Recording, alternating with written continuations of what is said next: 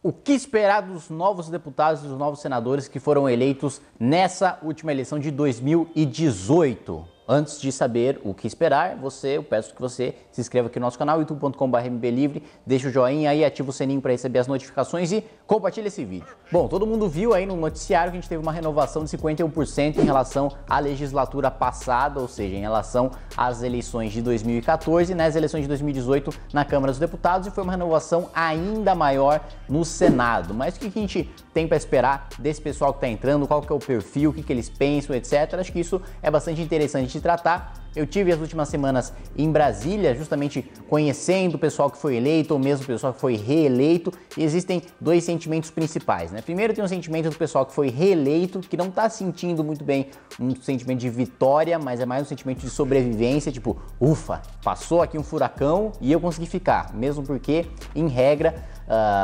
todos eles perderam votos em relação à eleição de 2014 e trabalhavam naquela lógica de ter apoio de prefeito, de vereador, distribuir emenda, etc., que nessas eleições pesou menos do que nunca. E também tem os novos que estão entrando lá, tateando a casa, falando, pô, como é que funciona aqui o processo legislativo, como é que funcionam as comissões, como é que faço um projeto, com quem que eu protocolo, qual que é a influência do partido do meu mandato. Então, ambos ainda estão, digamos, pisando em ovos. Mas o pessoal novo que entrou, você tem praticamente pelo menos a maior parte deles tem um compromisso com o corte de privilégios e com trazer mais a população para a discussão do Congresso Nacional. Exemplo disso é que eu conversei com vários deputados lá do PSL, deputados do Novo, mesmo deputados de outros partidos, do PP, do PSDB, que vão promover pautas como o fim do carro oficial, né? Eles mesmos vão abrir mão dos próprios carros que eles têm direito de alugar com o cotão, como eu também vou fazer.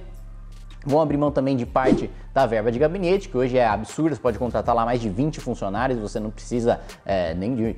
Tudo isso é um exagero, é uma bizarrice. O segurança também que você tem direito de contratar, o auxílio moradia, apartamento funcional, enfim, vários parlamentares já estão comprometidos, né? Aliás, alguns deles até prometeram, como foi no meu caso, já na campanha, cortar esse monte de benesse. A gente sabe que em termos orçamentários, né, em termos de dinheiro, às vezes o pessoal fala, não, é só cortar privilégio que aí vai sobrar dinheiro para saúde, educação e segurança. Não é bem assim. O impacto orçamentário é mínimo, assim, não dá pra gente aumentar significativamente o investimento em nenhuma área cortando esses privilégios, mas é importante moralmente e simbolicamente, né, dar o exemplo para falar, olha, a gente foi eleito com uma nova mentalidade, com eleitores que estavam querendo uma mudança em relação ao Congresso que estava aí, e para isso a gente está dando o exemplo, cortando os nossos próprios privilégios. Outro ponto que a maior parte dos novos deputados também querem debater, e eu achei isso muito bom, é uma reforma previdenciária. Você tem discordâncias ali se ela deve ser, se a nova estrutura de previdência deve ser a mesma para servidores públicos e para iniciativa privada, se deve ser diferente em relação aos militares, por exemplo. Eu pessoalmente acho que tem que ser igual para todo mundo, mas há um consenso de que a reforma precisa ser feita, né? E isso já é excelente, um consenso que não existia na legislatura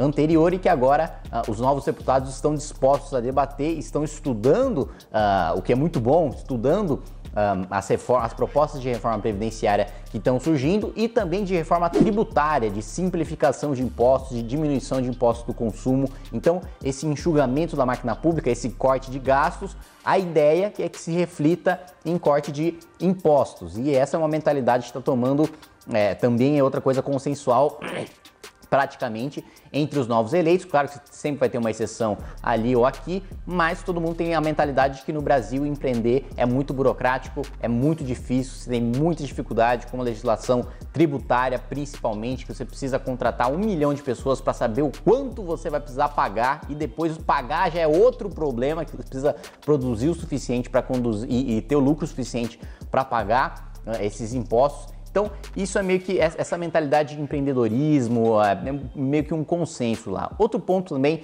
que fiquei bastante feliz de ver vários apoios e vários alinhamentos com outros deputados novos que entraram agora no Congresso, foi questão de segurança pública, né? Acho que todo mundo concorda que a estrutura das polícias, e até deputados de esquerda concordam que a estrutura das polícias precisam ser revistas, né? Talvez a gente pensar num ciclo completo de polícia, né? Todas as polícias concentrando esse poder para poder fazer investigação, a prevenção, a repressão ao crime, rever o inquérito policial, que hoje uma investigação é basicamente um monte de papel que não serve para nada, muito dificilmente alguma investigação vai para frente. A maior parte de todos os crimes que acontecem no Brasil não são solucionados, não é culpa da Polícia Polícia Civil, não é culpa da Polícia Militar, não é culpa da Polícia Federal, é culpa da legislação burocrática que a gente tem, que engessa completamente a nossa estrutura e faz com que os crimes não sejam solucionados em primeiro lugar. Não adianta nada a gente aumentar a pena, a gente endurecer o nosso Código Penal, se em primeiro lugar o cara não está sendo descoberto, se em primeiro lugar o cara não está sendo punido, né? Acho que o primeiro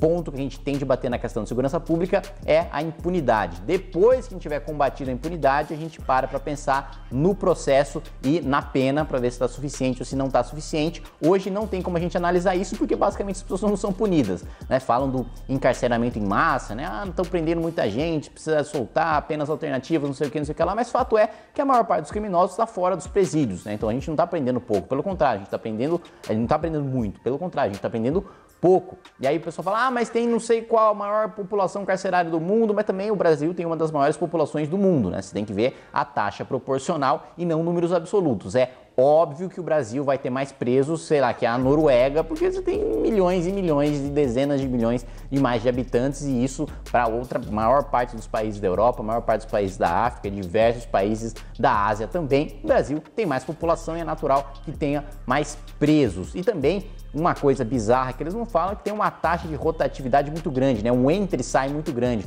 O cara entra, é pego no crime, condenado, cumpre pena, aí volta, passa um tempo, volta, né? Porque ele, na cabeça dele, vale a pena ele cometer um crime, vale a pena ele assaltar uma pessoa, porque ele vai passar um tempinho lá na cadeia, que na cabeça dele tá tudo certo, já se acostumou ali com a escola do crime e depois vai poder voltar para a rua, né? Então, esse é outro problema que tem essa discussão no Congresso Nacional para ser solucionado. Escola sem partido também é uma pauta que vai vir com bastante força nessa nova legislatura, né? Tem uma maioria folgada para aprovar o projeto de escola sem partido. Se não for aprovado ainda esse ano, nesse finalzinho de ano, nesse finalzinho de mandato dos antigos deputados, com certeza vai ser aprovado já no começo do ano que vem. É uma pauta que está extremamente avançada, já está para ser votado na comissão especial, e da comissão especial vai direto para o plenário, daí é votado direto pelos 513.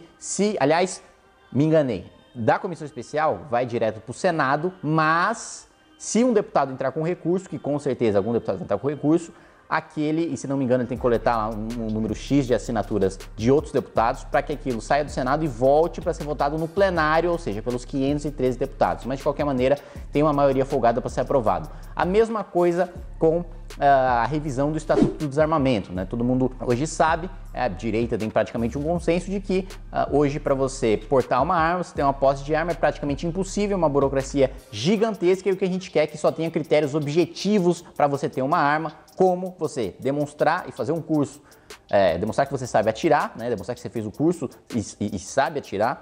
O outro ponto, basicamente, como funciona a CNH hoje. Outro ponto, você não tem antecedentes criminais. E outro ponto, você passar por teste psicológico. Tendo esses requisitos mínimos, é natural que um cara que queira defender a sua família, queira defender terceiros, tenha o direito de portar a sua arma, o direito à legítima defesa, um direito individual que é absolutamente indispensável para toda a democracia, mesmo porque não é só para se defender de criminosos, mas também eventualmente de um governo autoritário, né? Como já aconteceu na época de Getúlio Vargas, quando São Paulo resistiu, a Polícia Militar de São Paulo era tão bem equipada, até melhor equipada que as forças de segurança nacionais, e por isso conseguiam bater de frente com o governo federal. Então veio aí, baixou o decreto do Getúlio, que está em vigor até hoje, restringindo o calibre das armas das polícias estaduais. Então o pessoal que pensa, não, mas é restrito porque o governo está pensando na gente. Não, é restrito basicamente porque o governo federal tem medo, né, caso ele implemente alguma medida autoritária, de que algum estado vire contra ele.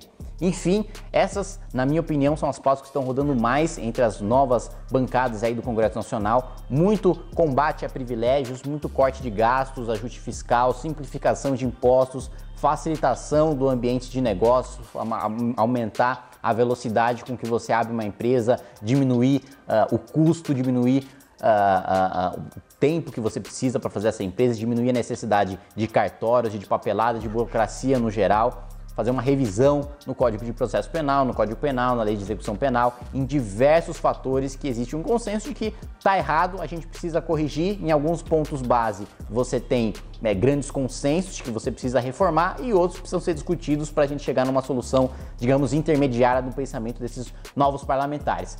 basicamente é isso. Eu pessoalmente, com essa próxima legislatura, estou relativamente otimista, né? Acho que a qualidade dos... tem vários quadros ali que tem capacidade de apresentar bons projetos, capacidade técnica, conhecimento, experiência. Posso até citar uns nomes aqui. Você tem o Marcel Van Hatten, né, do Novo do Rio Grande do Sul, você tem também Vinícius Poit, aqui do Novo de São Paulo, você tem do PSL, Luiz Felipe de Orleans e Bragança, você tem Jerônimo Gorgen, do PP do Rio Grande do Sul, você tem Paulo Martins, do Paraná, né, do PSC do Paraná, e diversos caras que têm experiência nos seus setores, sabem o que estão falando, sabem defender aquilo que eles acreditam e muito provavelmente, eu acredito, vão apresentar bons projetos que vão ter grande futuro na Câmara e, com sorte, também no Senado Federal. É isso aí, gente. Até a próxima. Inscreva-se no nosso canal youtube.com/mblivre. Precisamos da sua ajuda. Acesse mbl.org.br/contribua.